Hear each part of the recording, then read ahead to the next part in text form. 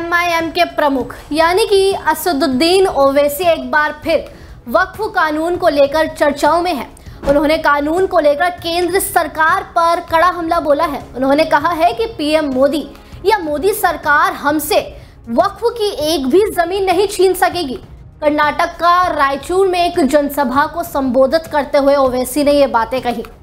Hyderabad seat से सांसद यानी कि असदुद्दीन ओवैसी ने कहा कि जो लोग ये समझ रहे हैं कि मुसलमानों का ये कानून बनाकर उन्हें डराया जाएगा, याद रखो कि पीएम मोदी या उनकी सरकार वक्फ की एक भी जमीन हमसे नहीं छीन सकती है। ये कानून काला है। ये संविधान के अनुच्छेद 14, 15, 25, 26 और 29 के खिलाफ है। जो चैप्टर 3 का अधिकार है उसके खिलाफ है। ये सभी बातें ओवैसी ने कही।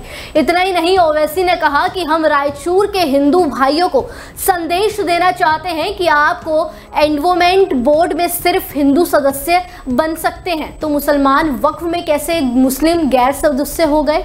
एआईएमआईएम के प्रमुख वक्फ कानून में 5 साल के मुसलमानों के प्रावधान पर भी सवाल उठाते दिखे। उन्होंने कहा कि ये 5 साल के मुसलमान का क्या कानून है, ये 5 साल का नियम कहां से लाया गया। असदुद्दीन ओवैसी वक्फ संशोधन कानून का विरोध कर रहे हैं। ओवैसी पर आरोप है कि वक्फ कानून और वक्फ बोर्ड कमजोर होगा, ये कानून असंवैधानिक है। वहीं सरकार का कहना है कि वक्फ कानून में जो भी संशोधन किए गए हैं उनकी मंशा संपत्ति के प्रबंधन को धर्मनिरपेक्ष बनाए रखना है। ये कानून संविधान के अनुच्छेद 25 और 26 में मिली धार्मिक आज़ादी का उल्लंघन कहीं से नहीं करता। वक्फ कानून 2 अप्रैल को लोकसभा और 3 अप्रैल को राज्यसभा में पारित हुआ था। इसके बाद 5 अप्रैल को राष्ट्रपति ने इसे अपनी मंजूरी दी थी, जिसके बाद ये कानून बन गया।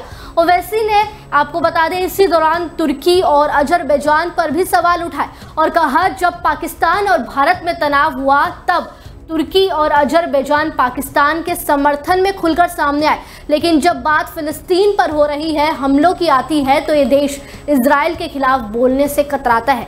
ये दोहरा रवैया है। ये सभी बातें आज एक जनसभा को संबोधित करते हुए ओवैसी ने कही।